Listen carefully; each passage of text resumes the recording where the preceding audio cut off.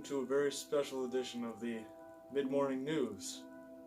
Today we will be covering the crisis in Crimea, and I guess I'll just hand it off to our lady on the ground. Vladimir Vladimirovich Putin. Russian President Vladimir Putin has addressed both houses of parliament, describing Crimea as an inseparable part of Russia, saying it's always been in the hearts and minds of Russians and it should never have been given to Ukraine in 1954.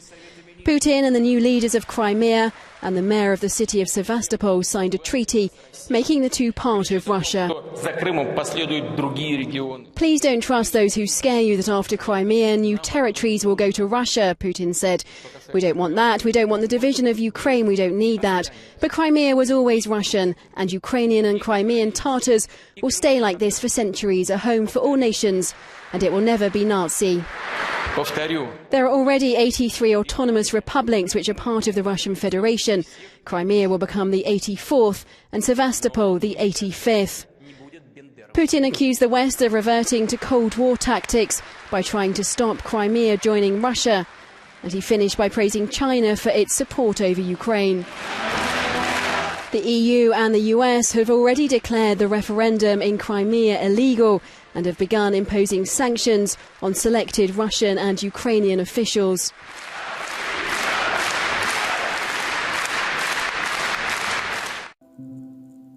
Well, thank you, Jennifer. Now we're just going to hand it off to Sean. Frontlines interview with a member of the Orange Revolution and the Crimea Defense Force. Hello, my name is Sean Mcgettigan, and today I'll be interviewing Sergei Chernov, a former citizen of Ukraine. Hello, Mr. Chernov. Oh, shall we get started? Yeah, sure. Alright. So, in 2004, there was an election in which Viktor Yanukovych was elected as president of Ukraine. How did this affect your life? It affected my life in the way that now I'm involved in Orange Revolution. So you were involved in the Orange Revolution? Yeah. Okay. So what exactly was the Orange Revolution? Past tense. Well, after Yanukovych was elected, the other person who ran, Yushchenko, led massive protests around Ukraine, which was known as the Orange Revolution. And a couple of months later, there was re-election, and Yushchenko ran for and won. Oh, so why did the revolution even happen in the first place? Well, to simply put it, the majority of the people who live in eastern Ukraine are pro-Russian, and the more west you go, the more pro-EU people get. And when the Westerners found out that Yanukovych was elected, they needed to change that. So, what happened while Yushchenko was president? Well, soon after Yushchenko was elected, there was already an attempt on his life, and he was not very good president. In fact, he couldn't push through the rostering measures to deal with Ukrainians' rising debt. Also, Ukraine's gas supply was shortly cut off in 2006 by Russian because Yushchenko's friendliness towards the EU. So, in 2010 there was another election in which Yanukovych became president of Ukraine. Once again, what happened to Ukraine's relationship with the EU when Yanukovych became president? Before Yanukovych was elected in 2010, Ukraine was being led by the EU. EU-friendly Yulia, what the hell was her name? We cut this out. Do not cut it out. Yulia Tymoshenko, who was going to soon start trade deals with Europe to become closer allies with.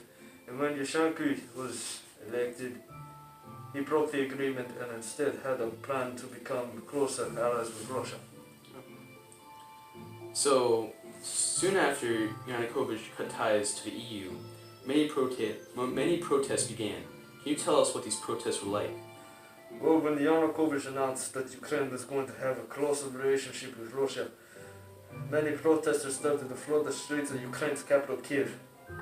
These protests kept growing and growing until February 20th, when protesters were killed by military and police, and the next day, Yanukovych disappeared from Ukraine. So, after Yanukovych disappeared out of Ukraine, a new temporary government was installed for new elections. So what happened after Petro Poroshenko was elected as president? Well, pretty much right after Poroshenko was elected, the Putin regime invaded and annexed the region of Ukraine called Crimea. And a month later, pro-Russian separatists seized the cities of Luhansk and Donetsk and declared them independent from Ukraine. And when the Ukrainian military attempted to take the cities back, Russia joined to help the pro-Russian separatists. And this led to a fierce amount of fighting for several months. And in 2015, Russia and Ukraine made ceasefire agreement called Minsk II, but the treaty is broken every day. Oh, really? So, why did Russia annex Ukraine in the first place? Well, after the Soviet Union dissolved in 1991, its western territory broke into independent states, including Ukraine. And in the late 90s and the early 2000s, many of these countries started to join the EU. And by invading Ukraine, Putin was able to stop it from developing strong relations with Europe. That's interesting, Mr. Right now. I think this interview is over with. I think we got